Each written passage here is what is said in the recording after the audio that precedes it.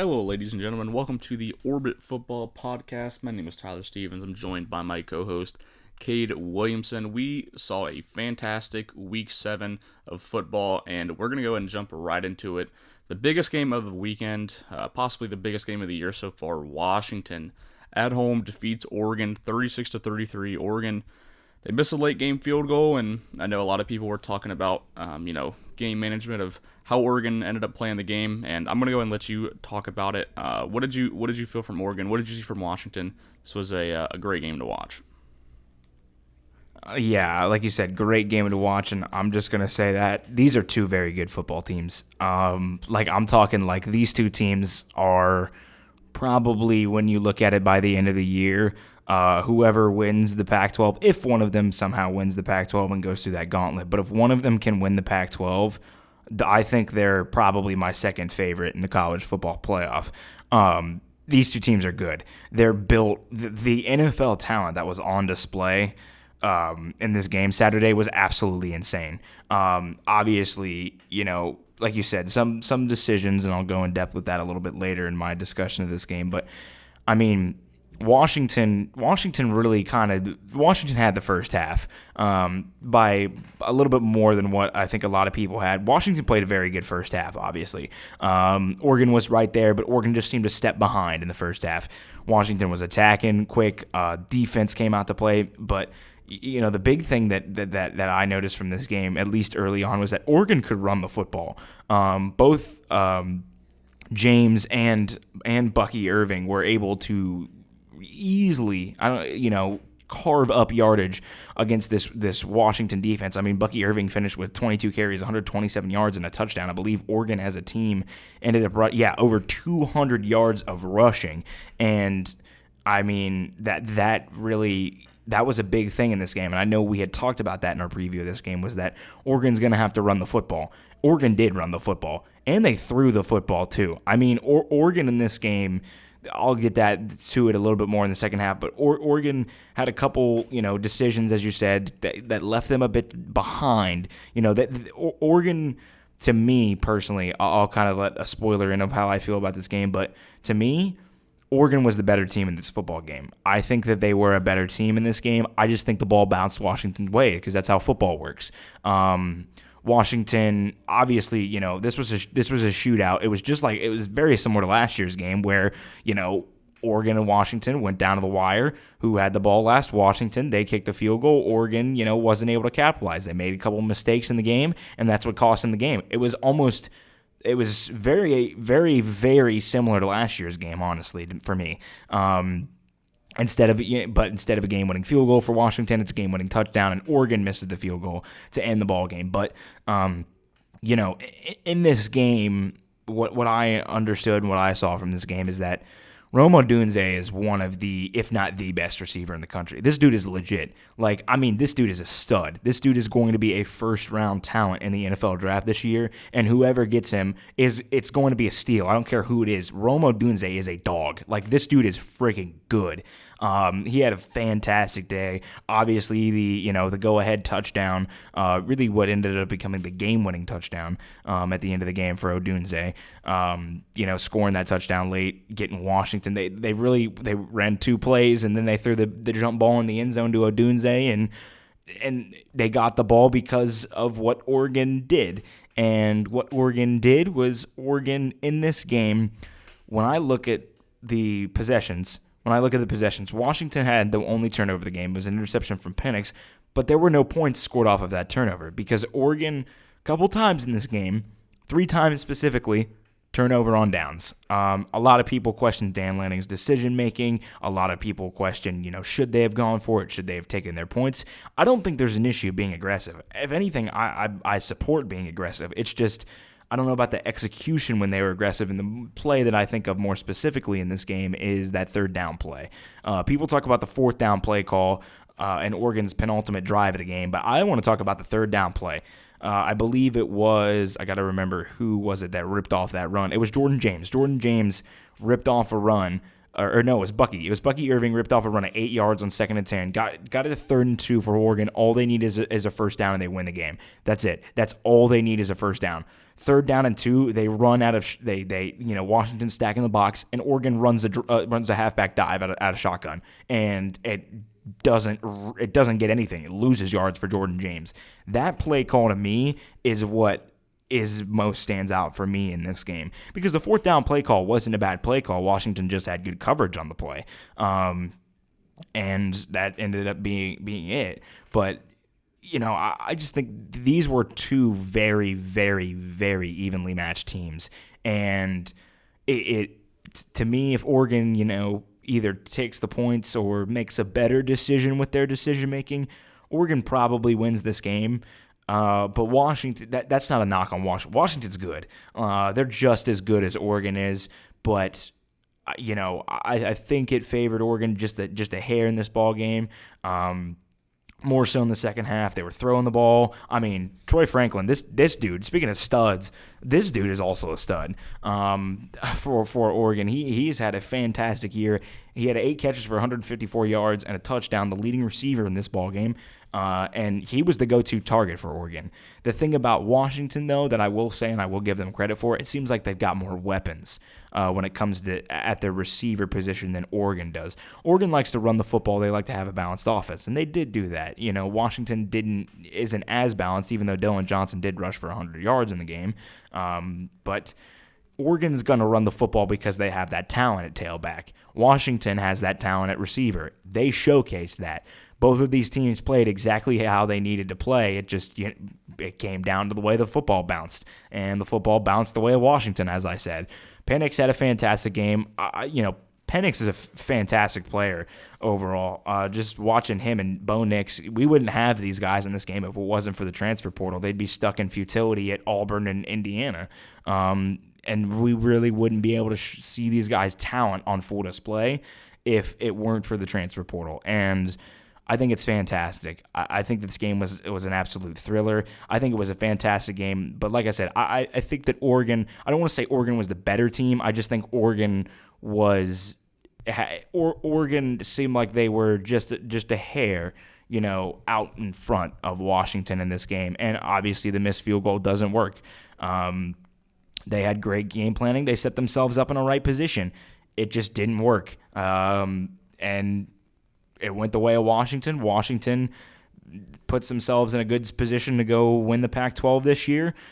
I had this pick wrong. You had this pick right. It went down to the wire. It was a good game. I still think that Oregon is, like I said, I think these teams are very evenly matched, and these teams are just two very good football teams. But I think Oregon is still a shade above Washington because of that balanced attack that they have. But that's not a knock on Washington.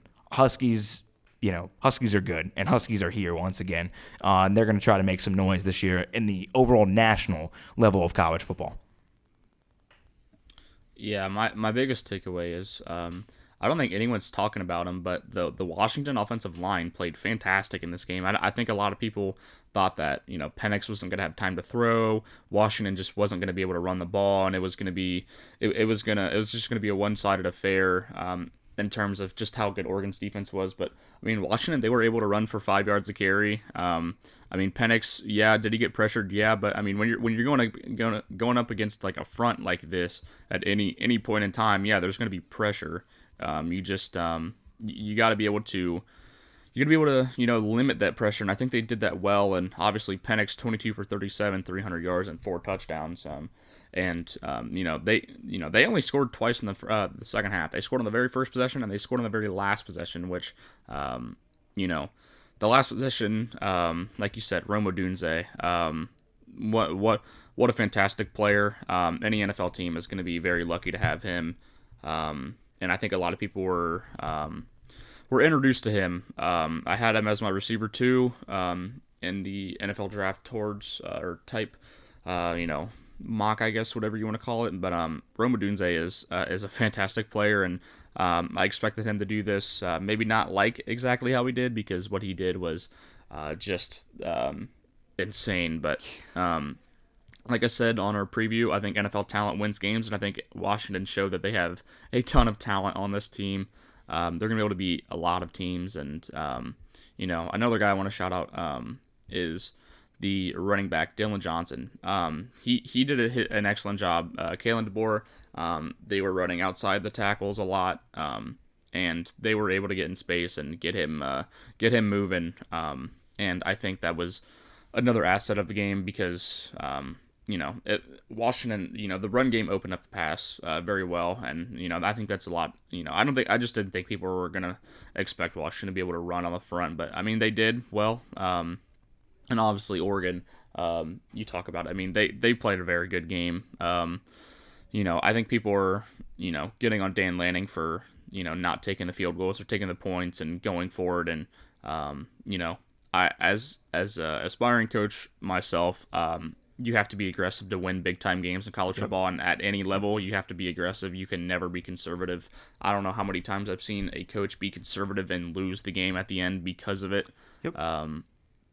But yeah, I like the aggression. The play calls not so much, but that they're there for a reason, and they put their players in the best place to succeed, and it just didn't work out. And if it does work out, is anyone going to be talking about it? No, that's just how it goes. Yep.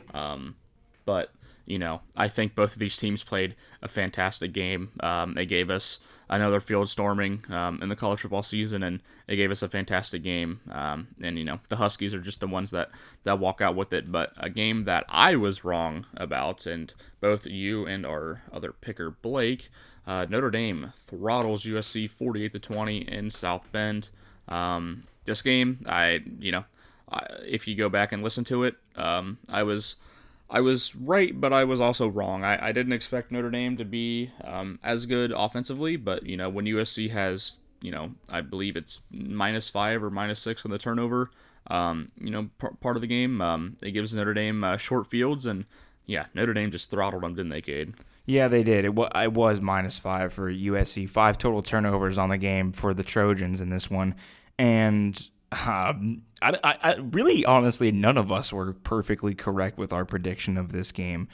I picked Notre Dame, and Blake picked Notre Dame, obviously, with what we said. But I thought Notre Dame was just going to dominate time of possession in this game and forced, 1 or 2 mistakes. They forced 5 and did not dominate time of possession and still blew out USC. And part of the reason why they didn't dominate time of possession was because they didn't have to. They didn't have the ball in this game. Like you said, you kind of said something about Notre Dame's offense. Personally, from what I saw, I didn't think they did anything crazy in this game. I don't think that. Estime didn't play as well as I thought he needed to. Obviously, working with shorter fields or whatever helps you, because all you got to do is, I think that their average starting position had to have been on the USC side of the 50 in this game, because when you have 5 turnovers, that's going to do something for you. And obviously, the first drive out the gate, Caleb Williams, bad pass over the middle, it's intercepted. And the one thing that I will say at Notre Dame, and I will give them props on this. That defensive front, it's all they needed tonight. It's all they needed in that game was their defensive front. They needed to get pressure on Caleb Williams. That's the way you beat this dude, is you got to make sure you get in his face. Because, yeah, he's still a great prospect. Yeah, he's still a great player. But great players still make mistakes from time to time. Nobody's perfect. Nobody's going to be a perfect quarterback. You're going to make mistakes. And they did the same exact thing that Arizona did the week before. Arizona in that ball game, they were getting pressure on Caleb Williams early on in that game. They were forcing mistakes from him. They kept the ball out of his hands to start, and that's how they got out to an early lead. And it was very similar with Notre Dame. Notre Dame's offense, USC only scored, if you count non-really garbage time, and I will count this as garbage time, but if you count non-garbage time, they gave up 1 touchdown. 1 touchdown, and it was in the second half. And it was with, it was with 7:20 left to go in the third quarter. That was their only legit touchdown they gave up in the ball game. That wasn't feel like garbage time. It was in the third quarter. Obviously USC did have another touchdown in the fourth, but it just kind of it didn't do much in the game because then they had a turnover on downs immediately after. But to me personally, I know this might be a little bit crazy. I had Notre Dame in my rankings, and this might be a little bit of of a preview for my top 25, I had Notre Dame better than USC in my rankings going into this game. I flip-flopped that. I put USC above Notre Dame after this week. Because of really and only one spot above. I think we both actually have this too. USC was if you take away the turnovers, and obviously the turnovers are going to do something for you, and that's you can't do anything. But if USC plays a good clean ball game, I think it's a close game, but I think that they might have pulled out that game because, I mean, their offense was looking pretty solid when Caleb Williams finally settled down. It took him forever, but he finally did settle down around like the halftime mark and kind of right after. But obviously when you force a guy like that into 3 interceptions, you're going to win because USC's defense is USC's defense. They're going to give up points, and if you're starting with field position on your side of the 50 for most of the times, you're going to score, and that's what Notre Dame did. And I'm not going to sit here and I'm not going to knock Notre Dame for that. I'm not. They capitalized on mistakes and they forced those mistakes because they got pressure on the quarterback, and that's why USC lost. Caleb Williams, like I said, yeah, he's a great prospect. Yeah, he's a great player, but you're going to have those mistakes because for me personally, what I see the more and more out of this kid at USC is he's trying to do it all, and you can't. You simply cannot do that in any form of football. And I understand that he's still got some wide receiver talent around him. Zachariah Branch is good, obviously. When you look at the rest of them, the rest of the team, obviously Mario Williams, he hasn't had as good of a year. Brendan Rice has been a little shaky. It didn't even seem like Zachariah Branch was at full strength Saturday night either, which kind of burned USC. But that's the thing about Caleb Williams is that you can't do it all. And more and more I think about these Lincoln Riley teams, the more and more I sit here and I say, this dude's a good coach. He's not a great coach because every single team that he has been built the same way. He's got a quarterback that can go win the Heisman, do great things. He's got some decent weapons around him. They aren't really teams that can run the ball very well, but they find a way to beat you because of their talent. But their defense is absolutely horrendous. And in this game, it was just because USC turned the ball over 5 times, and it made a well of a difference. Notre Dame capitalized on those mistakes. I believe they had like 28 points off of turnovers, which is that's huge, but that's all you got to do. I think that these teams are pretty even. I thought it was going to be a style game. It was a style game. It was a style of USC is not physical, and it comes back to burn them in certain games. When in other games they can finesse you in a certain way. That's the way I'll put it. But all you got to do is get pressure on Caleb Williams, and you can beat this guy. I still believe that. That's all you got to do to beat USC. That's it. Simple as that. You got to make Caleb Williams not be on his A game. And sometimes even if he is on his A game, you can still beat them. Look at Utah the past 2 years. That's it. But hats off to Notre Dame. They bounced back after the loss against Louisville. They're sitting at 6-2 right now. They're a good football team. I've known that they've been a good football team all year. I just think that this team still has a huge issue at wide receiver, and it's going to burn them in another game this season. Will it be Clemson? I don't know. Will it be either postseason game? I don't know. They will get burned one more time in a game this season though because of their lack of talent at receiver. And having Mitchell Evans kind of go down to an injury concerns me for this team because he's the only guy that they've thrown to, and he's their tight end. That's it. That's all they've got this year, but hats off to Notre Dame. Great defensive performance. That's what they needed, and that's what they got. Yeah, and my biggest thing about this game is you cannot USC just looked ill-prepared going into this game. 5 turnovers. Notre Dame started. You talked about the starting field possession. Their average starting field possession was at the 48-yard line. Their 48-yard line. So basically starting at midfield 50, every possession. Yeah.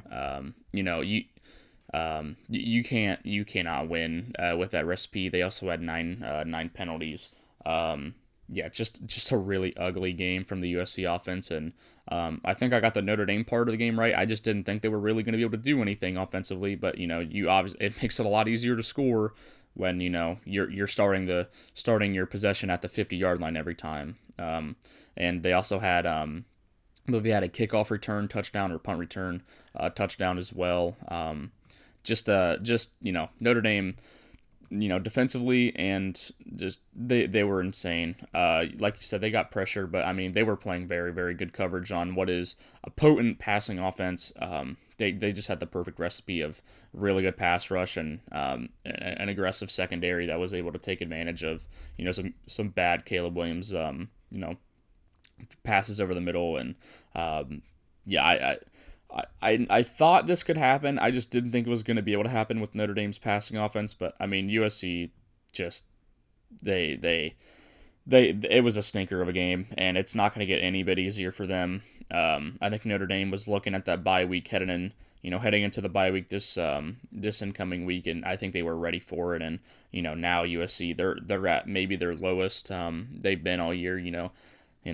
The Airs, the last 3 games they played before this game had not been good. I just thought they were going to be able to find a different click for this game, but there was no different click. And at some point, when does Lincoln Riley finally say, okay, we have a problem at defensive coordinator, we need to be able to change? And obviously, the problem with this game was not their defense, it was their offense. But I mean, you're going to go against Utah, Washington, Oregon, and UCLA, and Cal, which they've had a good offense.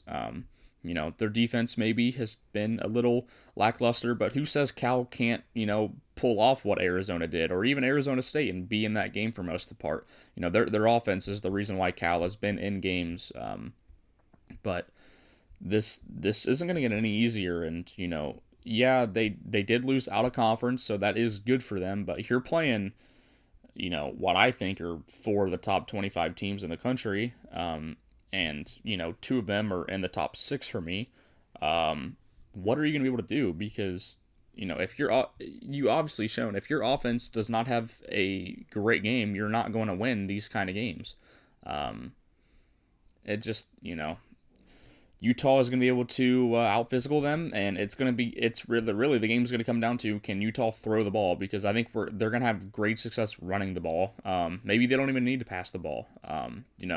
I think Notre Dame, they showed that they really couldn't pass the ball too well, but they found chunk plays through the air and got 2 touchdowns out of it.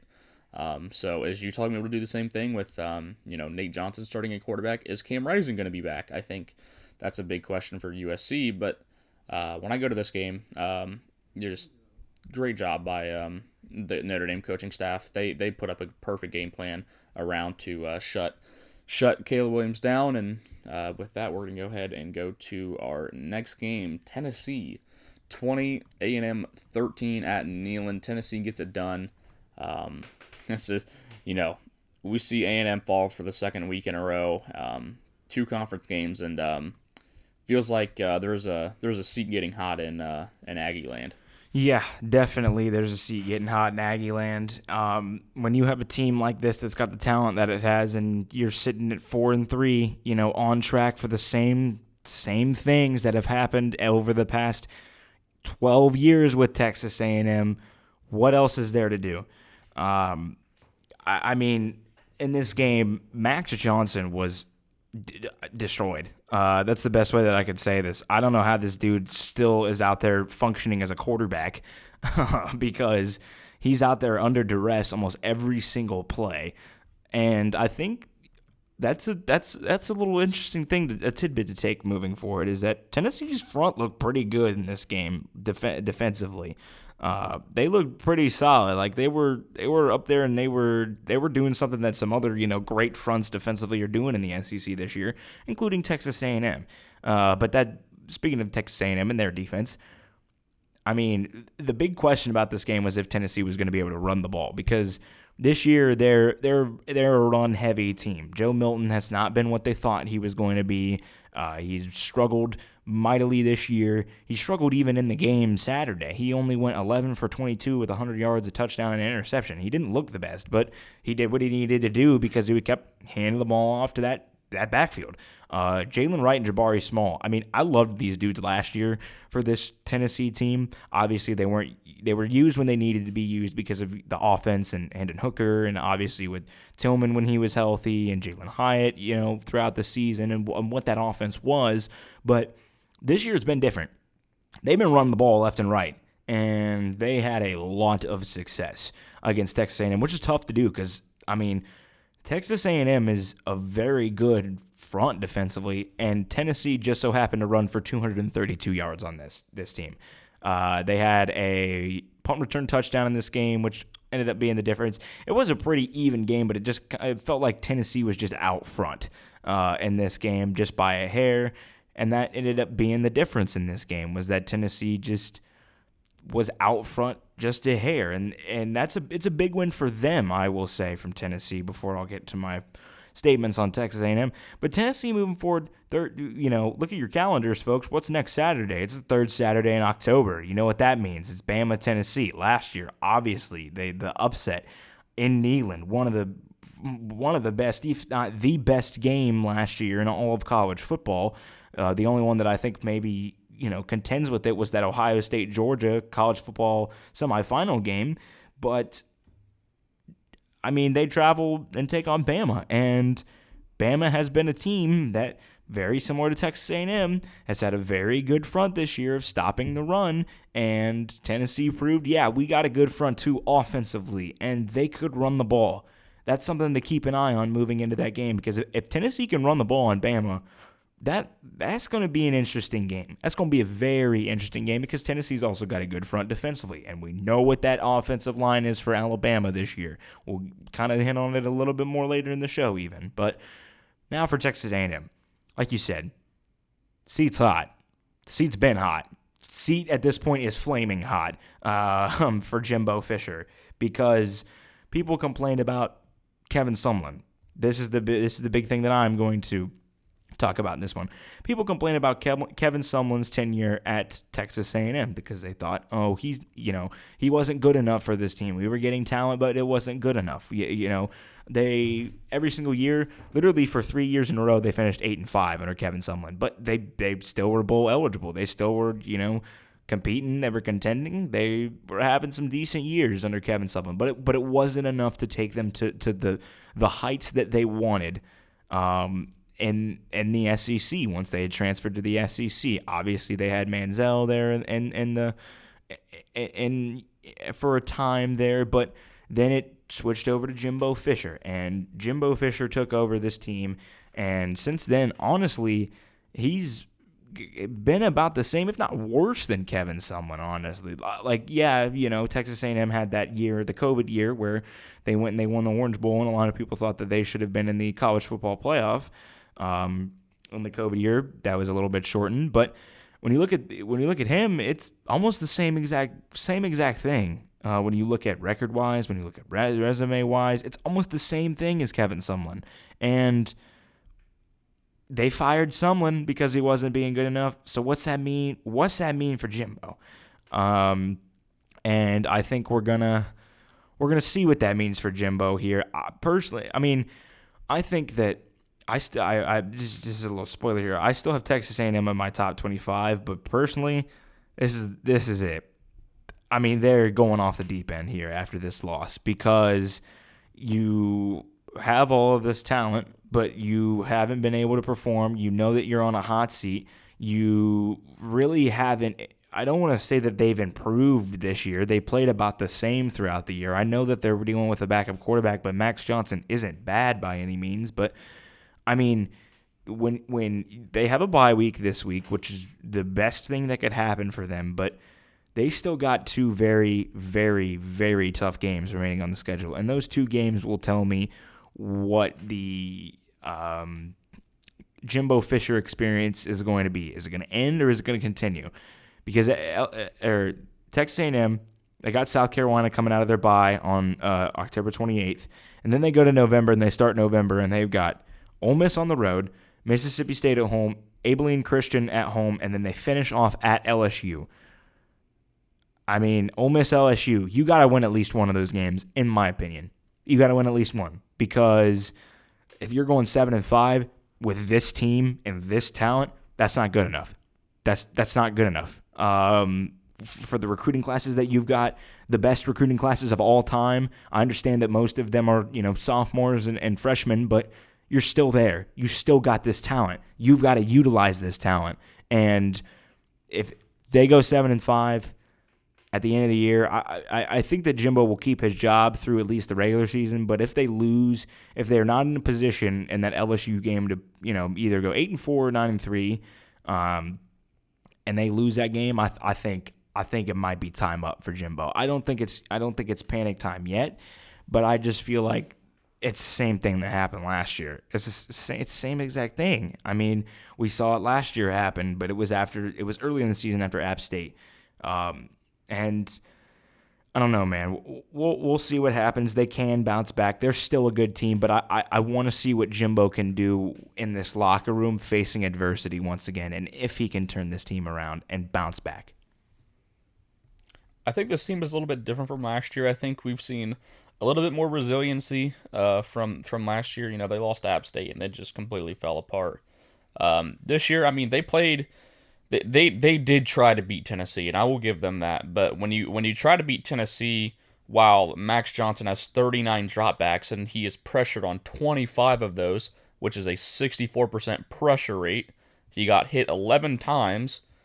You can't do anything, and I think. I've seen a few tweets this weekend, like, if they have Connor Wegman, they're going to win this game. No, they're not. You cannot win when allowing 64% pressure. That is impossible. And the defense played good. And the defense, they allowed them to run the ball. Yes, I understand that.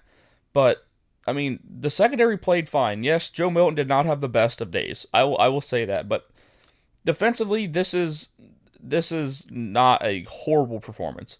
I just think Tennessee's a really good team at running the ball. And when A&M is, when they're on defense for a majority of the game because they just cannot get a first down in the second half, they're going to be able to run the ball because guess what? That defense has been on the field for so long. But you're talking about Jimbo is he'll be fine for the regular season. I don't know if he is. I think time is up at A&M. I don't think the Oil Princes are going to want him to be around, and I just think that's a fact. I think that no matter what happens from here on out, I do not think he will be coming back.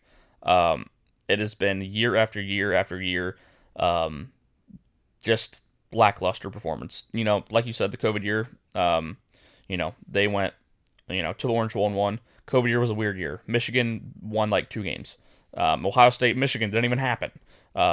Alabama won. That was normal, but there was nothing normal about that COVID year. And it's not fair to say that against A&M, but when your best year is in a year where everything is just completely random, that's something to be said. And you cannot bring in these recruiting classes and continue to do this. And I know, there's other teams doing exactly what they're doing. But the problem is Texas A&M is a top 5 job in the country, based off of the resources you're going to have and the conference you play in. You have everything here. And I believe they're a better team than they were last year, but guess what? They were a horrible team last year. And what does that say about this team?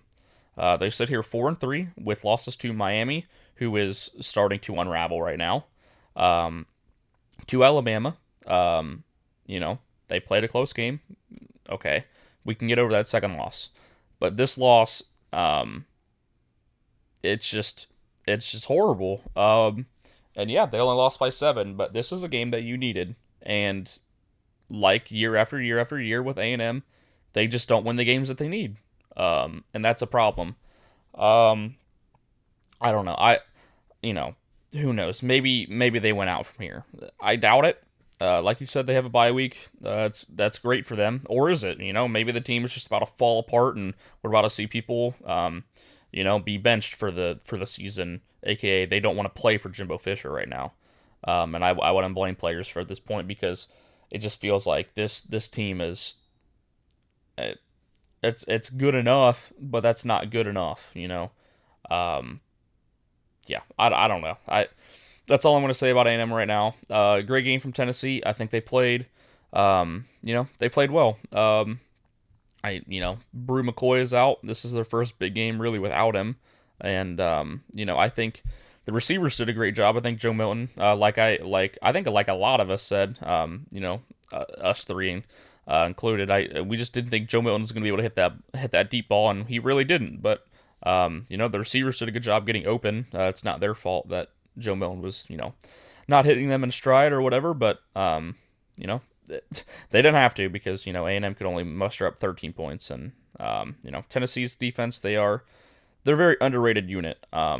And I think that, if Joe Milton plays a good game, this is going way down the line, but if Joe Milton plays a good game against Georgia, I think Tennessee is going to win that game. As of now, I think Tennessee has a really good recipe to beat a lot of teams, and Yep. that recipe might carry over into next week. We'll see you on our prediction show on Friday. But we're going to go ahead and go into a few quick hitters. I talked about them just a minute ago. Miami loses once again to North Carolina, 41-31. They take that embarrassing loss last week, which they were up 4 with a minute to go. We've been down that road, but they lose to a really good North Carolina team, 41-31. They were up at halftime. They looked really good in the first half, but the second half they stalled out a little bit, and I think North Carolina. Tez Walker is here, folks. Yeah, he is here. He is here, and they're loving that he's here. I mean, he had a fantastic game. He honestly, he kind of, was a difference maker in this game. I mean, that second half from the Tar Heels was a fantastic performance, and I think that I'm starting to buy in to the Tar Heels even more than I was buying in. This team's good, and I'm not talking like ACC champ good. Like, this team could make some noise good. Their defense has still looked good all year. Drake May's finally finding his stride this year. Like you said, Tez Walker, they've hit their stride, and at a perfect time for them too. That's all North Carolina needs right now, is just hit them in stride and go from there. Because when you look at the schedule for them moving forward, they've got, obviously at Georgia Tech, they're going to try to avenge that upset from last year that really kind of knocked them out of contention of certain positions, but they're going to try to avenge that loss to Georgia Tech. They have Duke at home, which will be a very interesting game, because the winner of that game probably, to me now, would be making the ACC champ game. Depends on what happens this weekend, but then they go to Clemson. And anything can happen with that game. Clemson's still a good ball club. Clemson's still a team that can reach the ACC championship, but I like North Carolina this year now. I'm starting to buy into this team. I think this is a very good football team this year, and that will be reflected in my rankings for this week, in my new top 25. I think it's going to be reflected in yours too. Yeah, this is it's a really good team. I think we both missed a mark on them in preseason. I think we both had them in our top 25, but I just don't think we were this high on them, and they're looking like a fantastic ball club right now. But going to another team that looks really, really good right now, the Beavers of Oregon State take down UCLA 36-24 in what was a defensive masterclass, forcing Dante Moore into, I believe, 3 interceptions. They were able to run the ball, UCLA was, but, that passing game just, it was not there. It was not an option for him. Once again, Carson Steele had a pretty good day, but a lot of their running production came from backup quarterback Colin Schlee. They used him in the read option game, and it worked quite a bit. But the leading reception guy for UCLA, 10 targets, only 5 catches, and 48 yards. They were really not able to get the passing game going, and Oregon State's putting themselves in pretty good Pac-12 title game contention. Yeah, they are. I mean, they've got the defense to do it, and they I don't want to say they have a break, because, I mean, they do got to go on the road at Arizona. They have a bye this week, Oregon State does, and then they got to go on the road at Arizona. Arizona's hitting their stride right now. They're playing like a very good ball team. They do have to travel to Colorado, which will be an interesting matchup for them. Obviously, Colorado got upset to Stanford, and they kind of seem like they're on a downward trend right now as well. But they do have Washington at home, and that's a very interesting game for Oregon State, because, I mean, you got Washington at home. Washington's front runner right now. You can play a little spoiler, and that's been the thing about the Pac-12 over the past couple years, is that they have cannibalized themselves to getting a college football playoff spot. This year, I think it can still happen. I wouldn't count out any team really. Obviously, yeah, Washington's the front runner right now with the win over Oregon, but don't count out anybody else in the Pac-12, specifically below Oregon in the Pac-12, because Oregon State, Beavers are still good. Beavers are looking really, really good this year. Obviously, Utah, they're trying to hit their stride. They have had quarterback problems all year. They can run the ball, but they haven't been able to pass. USC still has a dominant offense. UCLA still has a very good defense that can run the football very well. Arizona's hitting their stride. Wazoo's still a factor. The Pac-12 is not wide open like people might be thinking right now because, Washington beat Oregon. Washington's still got a tough schedule, and one of those is the Beavers coming up in late November, and then obviously Oregon State's got to take on Oregon. Civil War's going to be a great game, probably the last rendition of the game for a couple years due to the ongoing conference realignment that is happening in college football currently. But, I think that this is a good team. It's a very good team. I think the UCLA is a good team too. It's just, obviously their biggest issue right now is that Dante Moore is an 18-year-old. He's got talent galore, but he's still 18 years old, and he's still he's got to control the football. Because if he can control the football and stop turning the ball over, they personally, to me, would be one of the front runner, like legit up there with Oregon and Washington. UCLA would be, but Dante just has not been able to control the football this year, and it's come back to bite them in a couple games. It somewhat bit them in the Washington State game a little bit. It bit them in Utah. That was the difference in that game, and it bit them in Oregon State. But they do kind of settle down a little bit. They have Stanford on the road. They have to take on Colorado. They do have to travel to Arizona, but obviously their only really toughest matchup left on their schedule this year is at USC, which is in town. They're not really traveling much. They're just going to the Coliseum. But, this UCLA team is still very solid, but, I still want to see a little bit more out of Dante Moore this year. Yeah, he's a little bit of meat on the bone with it, but like you said, he's very young. I'm expecting him. I think expectations were a little bit too high, and especially for the first few weeks of the season, he looked fantastic, and now he's just settling into conference play, and college football is a hard sport, and I think he's figuring that out right now. But talking about college football as a hard sport, coming off one of the biggest wins in recent program history, Pitt takes down Louisville at home. This game was there was one thing about this game. Turnovers. Louisville had 3 turnovers. Pitt controlled the ball. They had 0. Pitt gets a pick 6 in this game, and they ended up winning this game. I think this was, we obviously didn't cover it, but I think this was a big letdown spot for Louisville, and it ended up happening. I didn't pick this game to happen, personally. I thought it was going to be close. I didn't think Louisville was actually going to lose, but Pitt 2 for 2 on 4th down. Louisville 0 for 4. Just that's kind of the way how the ball falls in college football. And when I talk about it, I mean Louisville, they could not run the ball, and I think that's what Louisville wants to do, especially this year. I think Jack Plummer is he's a solid quarterback, but I don't think they want him throwing the ball 52 times a game like he did this week. But do you have any more to add on this game? I think you were a little bit closer eyed on this game than me, but. I don't really have anything else to add. Do you have anything else? Not really, honestly. But I was a little closer out on this game because I saw it as a big letdown spot. But obviously, it was a torrential downpour, messy game, and like you said, it went. Louisville made the mistakes, and I still think they're a good team. But a lot of people were sitting there and saying, "Oh, Louisville's the TCU of this year. Louisville's the TCU of this year." Okay, you can say that, but. Honestly, Louisville to me is more of a one-sided team than TCU was last year. TCU could do a lot of things on offense last year. Louisville really just, like you said, they just kind of seem like a team that wants to run the football a lot. They're still good. They were in a big letdown spot. Obviously, the rest of the season for them, their outlook looking forward, it's a bit interesting. They do now have a conference loss. They do got Duke. They got a bye this week. They do have Duke at home.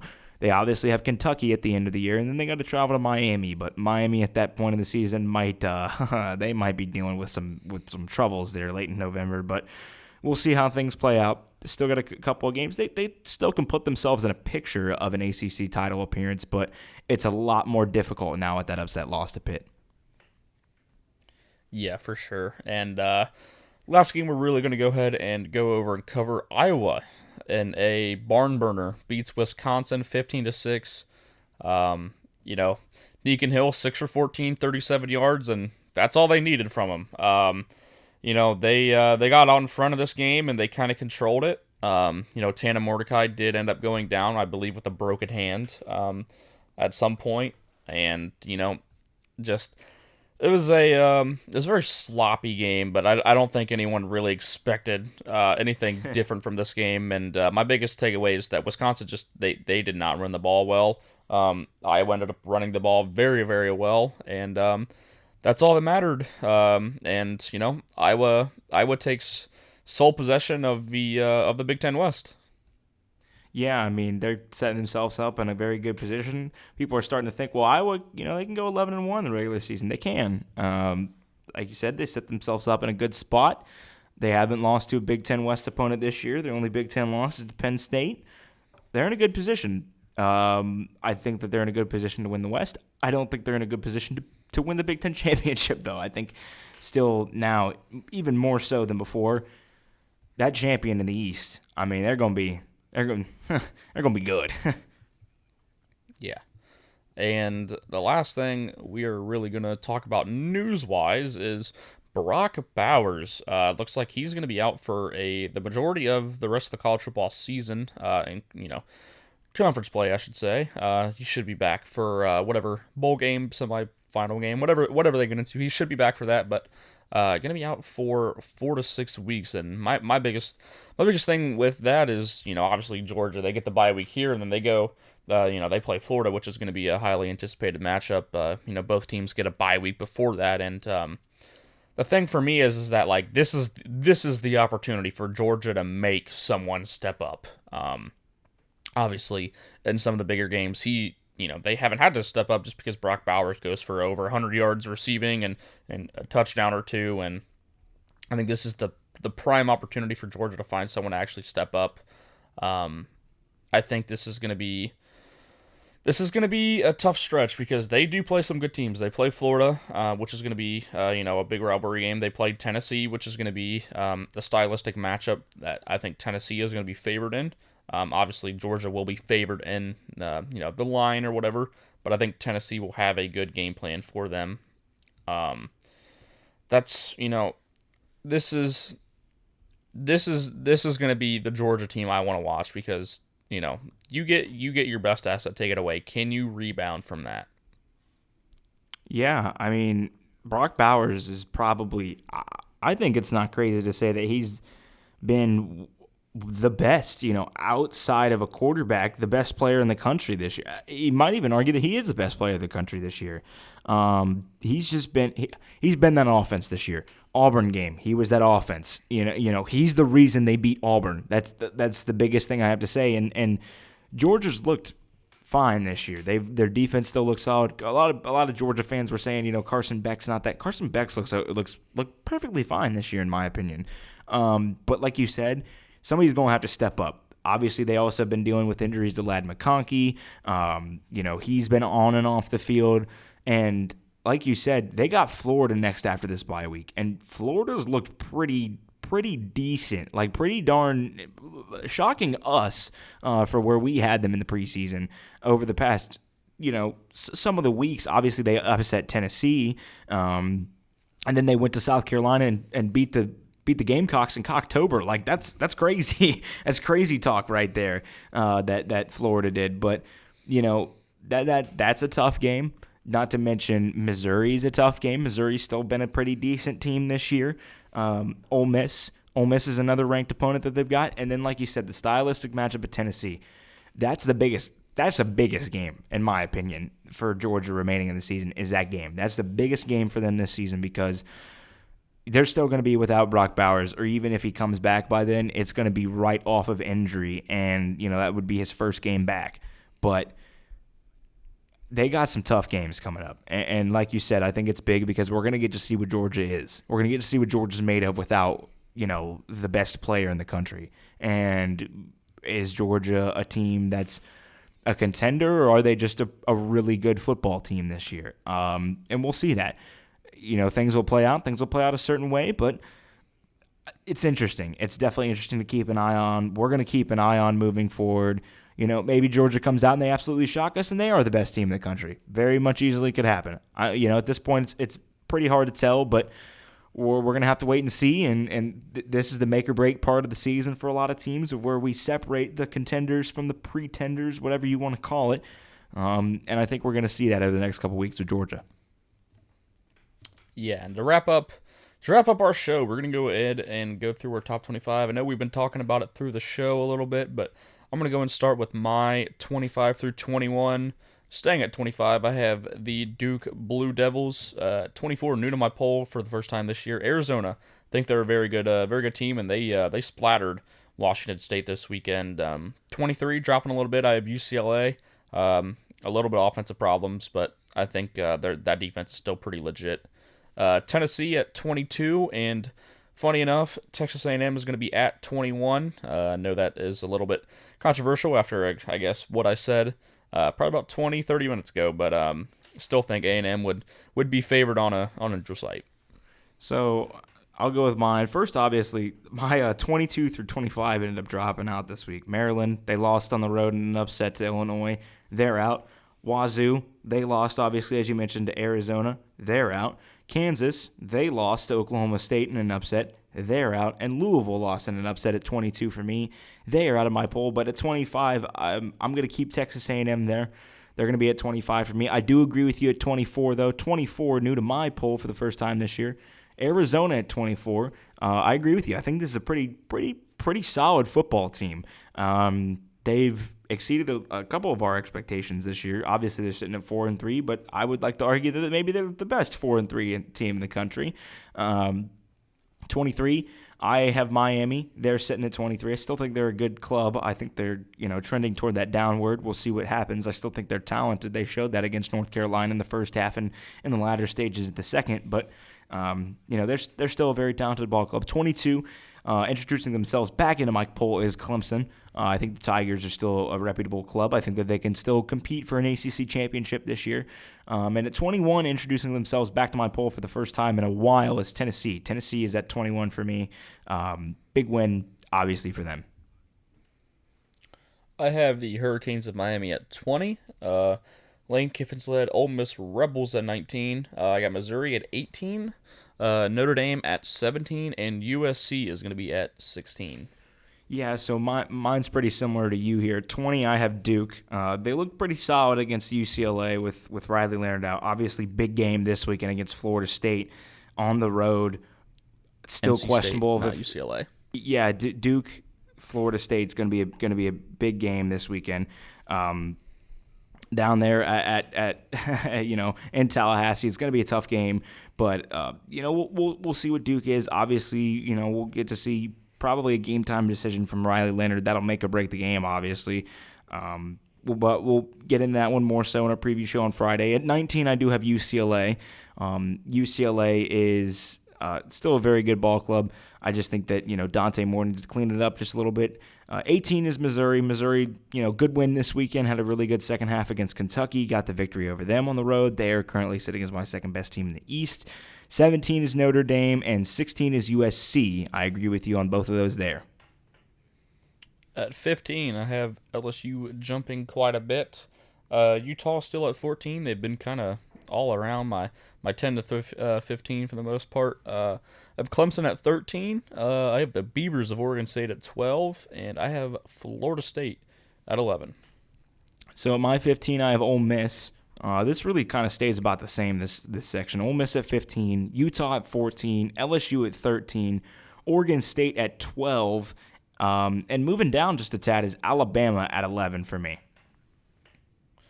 I have the Penn State Nittany Lions at 10. I have Alabama at 9. Oklahoma is going to be at 8. And rising from, I believe, 11 is what I had them at. North Carolina, I really like this team. At 6, I have Washington staying put.